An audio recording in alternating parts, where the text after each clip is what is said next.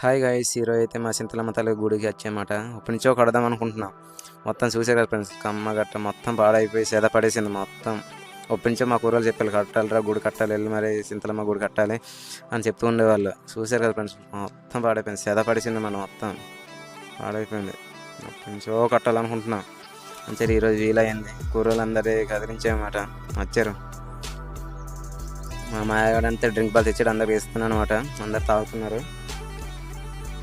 సొంత డబ్బులు తినొచ్చేట మా మాయగాడంతే బాగా కుర్రోళ్ళు కష్టపడుతున్నారని. మరి మా వాళ్ళంతా డబ్బులు కలెక్ట్ చేస్తున్నారు. వచ్చిన డబ్బులతో ఏ డెకరేషన్ సామాన్లు తీసుకుంటానరా అని.